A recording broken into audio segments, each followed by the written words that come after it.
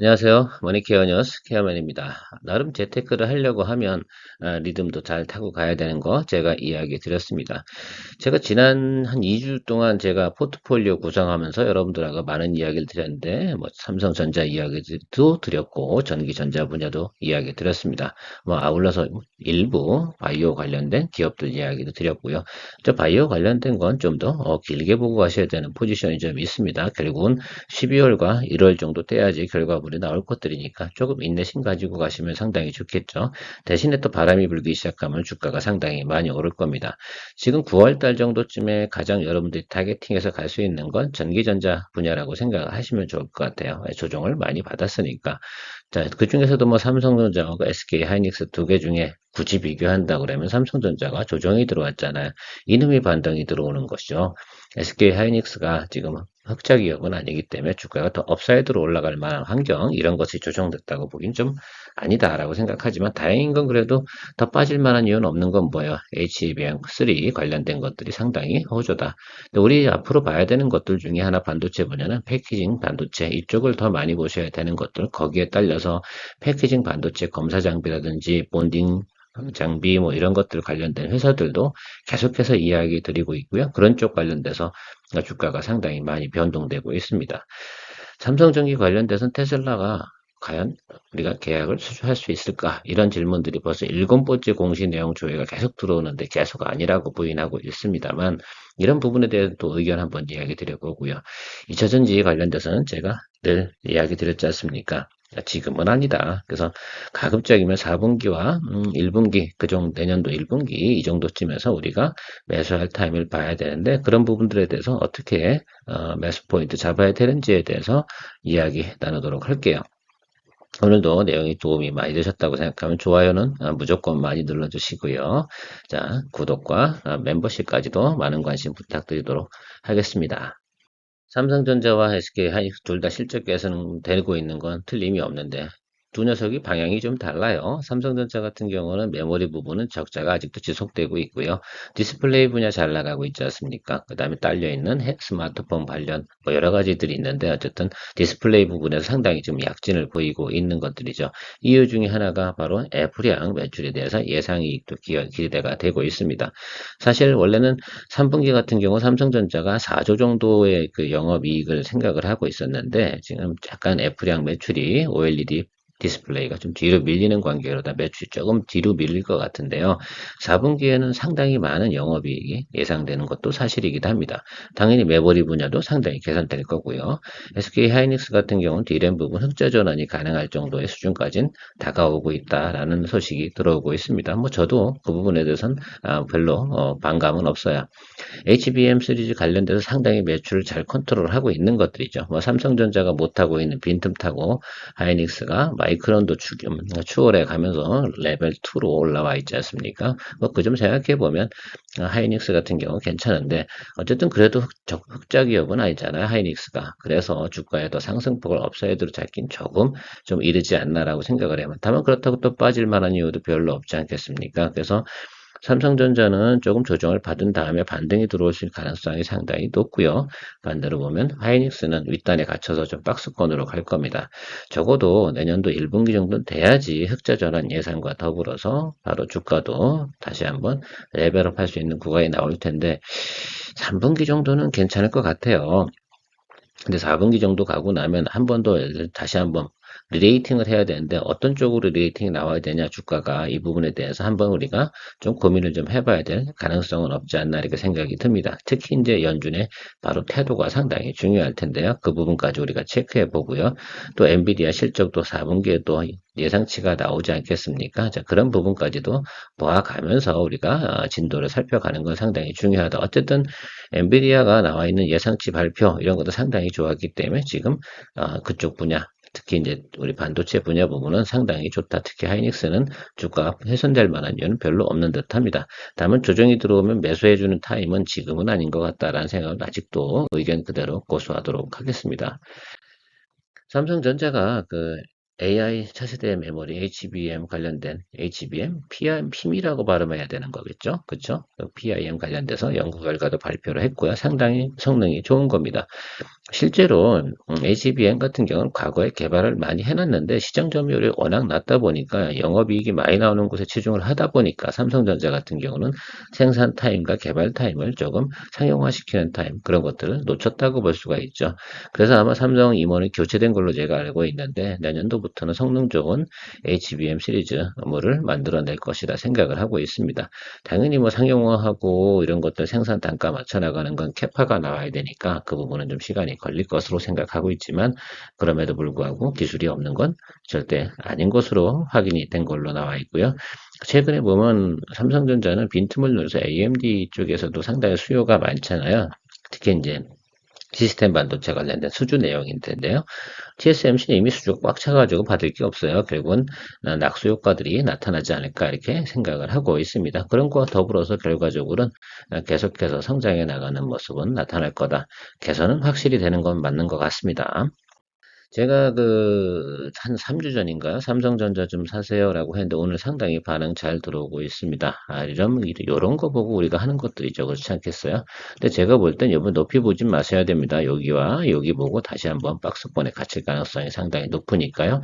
요점만 점검해 드리도록 하겠습니다. 왜냐하면 애플 매출이 조금 더 디스플레이 쪽에서 세게 나왔으면 저 윗단으로 올라갈 가능성도 상당히 높은데 저거 제가 볼 땐 이렇게 갈 것 같아요. 이렇게 조금 올라온 다음에 조금 더 반 정도 눌리고 그 다음에 디스플레이 매출과 메모리 매출 늘어나면서 같이 좀 개선되는 거라서 오히려 한 4분기 초까지는 좀 괜찮지 않을까. 그래서 요번엔 1차는 요 타임이고 눌리고 나면 다음 타임엔 이렇게 간다라는 것도 생각해 보시고 투자 전략 잡아보시면 상당히 좋을 거다라고 생각하고 있습니다. 하이닉스 같은 경우도 제가 볼 땐 여기서 갇혀서 지낼 것 같은 건 사실이에요.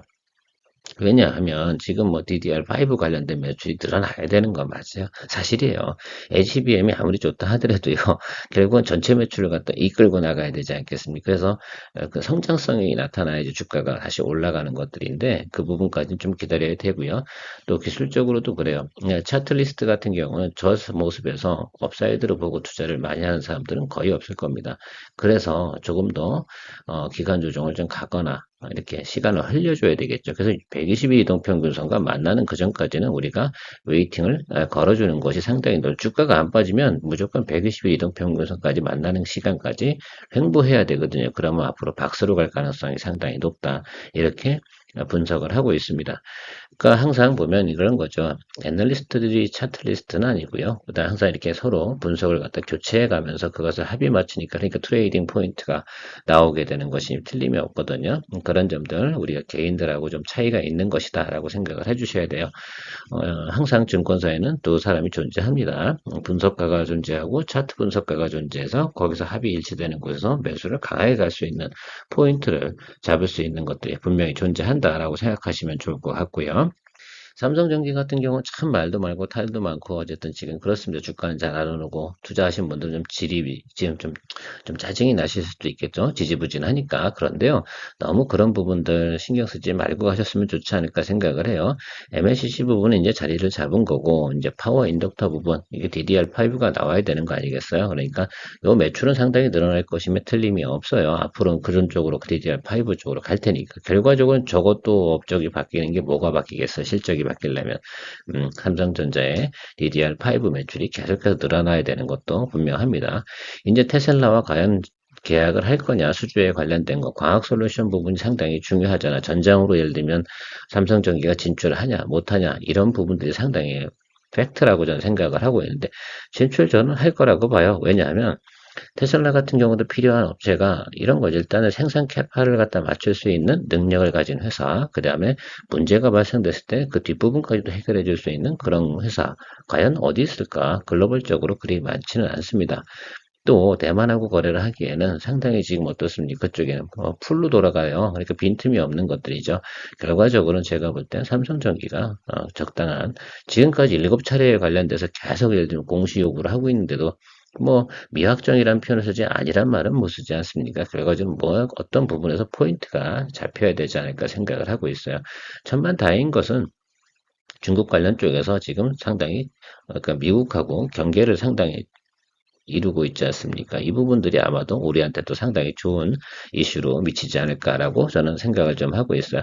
시간의 문제라고 저는 생각을 하지. 근데 올해는 아닐 거예요. 왜냐하면 테슬라가 지금 진행하고 있는 그거죠 오토파일럿인가요? 그 부분들이 작동하기 시작할 때는 그러면 그거 생산을 맞춰 나가는 부분하고 앞으로 카메라 수요 상당히 또 많이 늘어나야 됩니다. 이게 지금 제가 알기로는 카메라 일반 스마트폰에는 하나, 두 개 들어가지만 자동차에는 보통 8개에서 12개가 장착이 되어야 되는데 이런 것들을 생산해서 품질력을 골고루 맞춰줄 수 있는 그 업력이 분명히 존재해야 돼요. 그 기반이 뭐겠습니까? 바로 스마트폰 카메라를 생산하던 그런 회사들이 연동성이 있는 거겠죠. 그러니까 뭐 LG노텍이라든지 LG전자라든지 삼성전기라든지 이런 쪽이 상당히 앞으로 수주를 받을 가능성은 상당히 높은 겁니다. 생뚱맞은 회사한테 그냥 커리어도 없는 그런 회사들한테 맡기기는 상당히 어렵겠죠. 그 부분까지 고려하시면서 좀 보시면 좋지 않을까 생각을 하고 있습니다. 물론 저도 이제 차트적으로는 많이 눌렸어요. 근데 지금 여기 지금 매물이 상당히 모여있는 이 구간에서 계속 놀고 있는 모습 보이십니까? 이 부분만 좀 생각해 보시면 좋을 것 같아요. 그래서 이쪽 하단부 이하로 내려가는 부분은 없을 거고 여기 들어오면 매수고 여기 들어오면 그럼 매도 치는 이런 방법도 사실 괜찮을 것 같기도 하고요. 장기로 보시는 분들 같은 경우는 분명한 건 100% 업사이드 보고 가십시오. 그래서 1년 정도만 기다리면 될 텐데요. 뭐 제가 계속해서 1년 지난 이야기 드렸는데, 이제 11달 남았습니다. 예, 수주 소식 하나만 나오게 되면요. 특히 이제 광학 솔루션 관련 부분에서 수주 소식만 나오면 확 시장이 변화할 것이라는 부분은 저는 명확해 보일 것 같습니다. 자, 그 전까지만 조금 기다려 주시면 충분하다라고 생각하고요.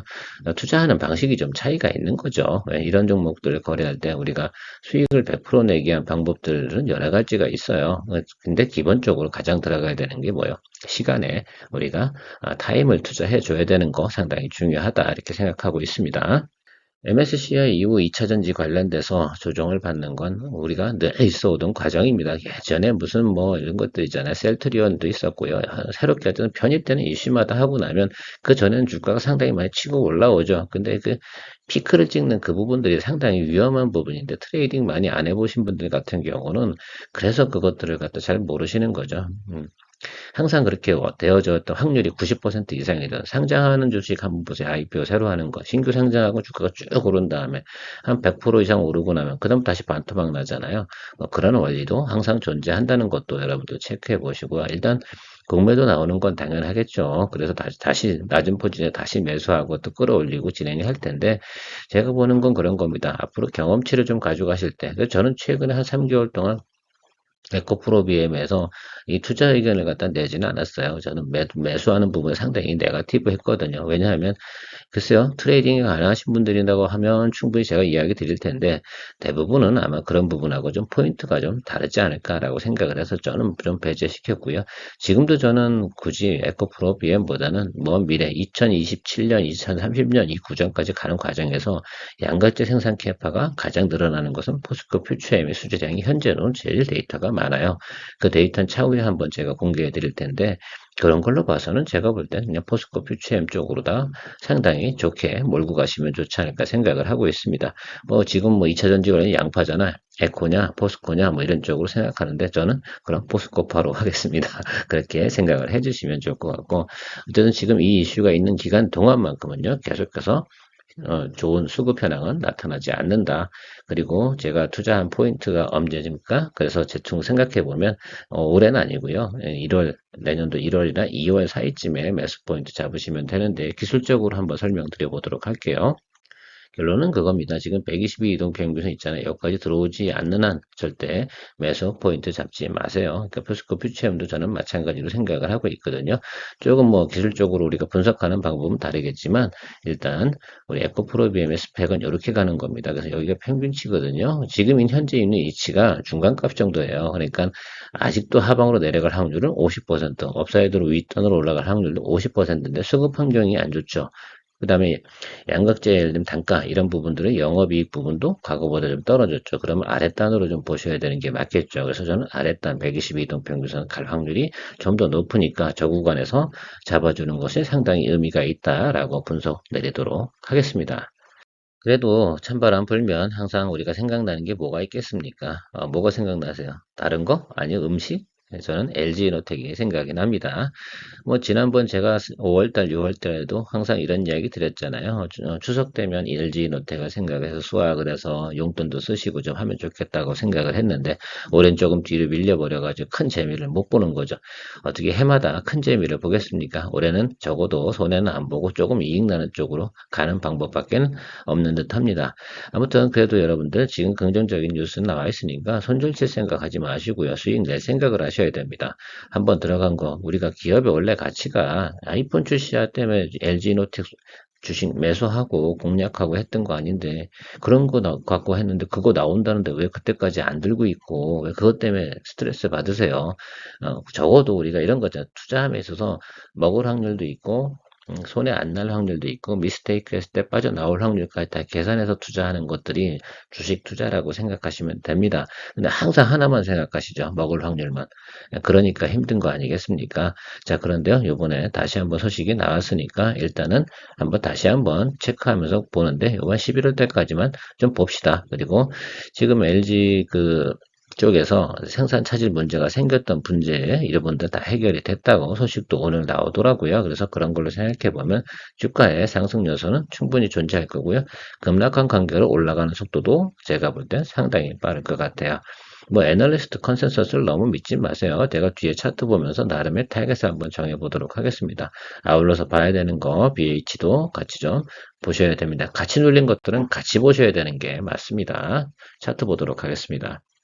그래서 생각해 보면 결국은 봄에하고 지금하고 가격은 비슷한 위치에 와 있지 않습니까? 그래서 이 부분만 해결이 되고 나면 윗단으로 보셔야 되는데 여기보다는 윗단이에요. 그렇죠? 여기는 기대감으로 올라왔던 것들이고 실적이 나오면 바로 요 윗단에서 놓을 텐데 여긴 넘어가진 않을 거예요. 그래서 3, 4하고 3, 2 요 사이에서 여러분들 수익 실현하는 쪽으로 저는 이야기 드리도록 하겠습니다. 어떻게 좀 도움이 되셨습니까? 네, 오늘 금요일인데요. 여러분들 이런저런 쭉 살펴보시면서 내가 투자하고 있는 것들이 전혀 이상하게 투자하고 있는 건 분명히 아니실 거예요. 그러니까 잘 보시면서 좋은 판단과 전략 또 전술 이런 것들을 고민해 보시면 좋겠습니다. 긍정적인 마인드 투자하는 게 상당히 좋고요. 언급을 많이 했다는 이야기 뭡니까? 그만큼 앞으로 미래에 개선될 요소도 상당히 많고 그것이 반영되는 것들이 무엇이다? 주가로 반영되는 것들이니까 그런 부분들 생각하시면서 잘 투자 전략 고민해 보시기 바랍니다. 오늘은 어떠셨어요? 좀 도움이 많이 되셨습니까? 예, 도움 되셨다고 생각하면 좋아요, 구독, 멤버십 많은 관심 부탁드리도록 하고요. 내일부터는 제가 포트폴리오 짜는 거 종목별 차트 분석 해드리면서 토요일, 일요일 또 다시 좋은 영상 올려드리도록 하겠습니다. 늘 여러분들의 재테크 생활에 큰 도움이 되도록 노력하고 있는 케어맨이었습니다. 감사합니다.